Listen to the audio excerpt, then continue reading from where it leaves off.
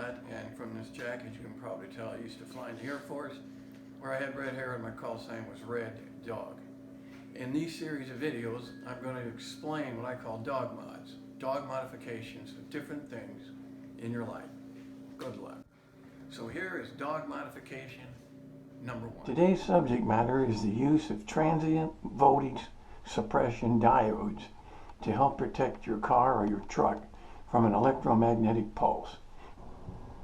Here is a transient voltage suppressor diode. I purchased this from Mauser.com in Mansfield, Texas. It's a 5 Kilo Papa 17 Charlie Alpha. Now you can see it says bidirectional and unidirectional. These are bidirectionals. There is no stripe on it.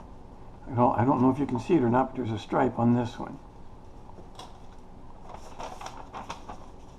And from the specifications page, let me get my little pointer here.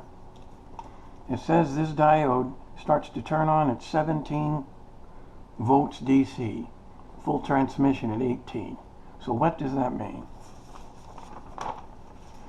After an atomic weapon is detonated in the high atmosphere, an electromagnetic pulse is created, and it comes down at 300 times 10 to the 6 meters a second, or as we used to say, the speed of heat. And as the voltage rises, this diode, which is open normally, once the voltage gets to around 17 volts DC, it starts to open, and it's fully open at 18 volts. So it connects, and you take the current that is collecting all the wires in your vehicle and you short it directly to ground. And I'll go outside and show you how to do that here in a second. But the EMP pulse peaks and then it starts to drop. And as it comes down to around 18 volts again, it starts to close. Open, and at 17 volts it's fully open again, no current. So let's go look at this. Here I have a wire that goes from the positive terminal through the diode to the negative terminal, which works okay, but what would be better, much better, is the way I've got it hooked up in the Trans Am.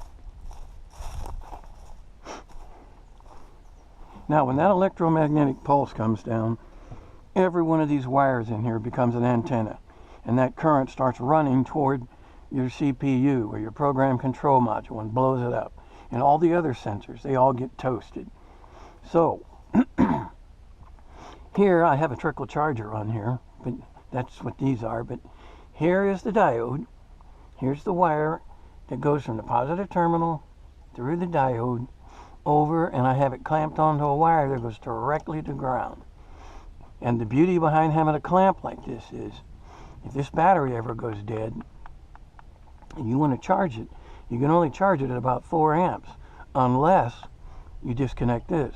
The reason being is if you charge it at high amperage, the voltage, the DC current will go up above 17 volts. This will close and you'll have a direct short. So you unplug this, hang it out here in free airspace, and then charge your battery, and when you get done, plug it back up. So EMP pulse comes, current starts to rise, it's heading toward your sensors, which are going to blow up. This thing closes, current goes directly to the frame, voila.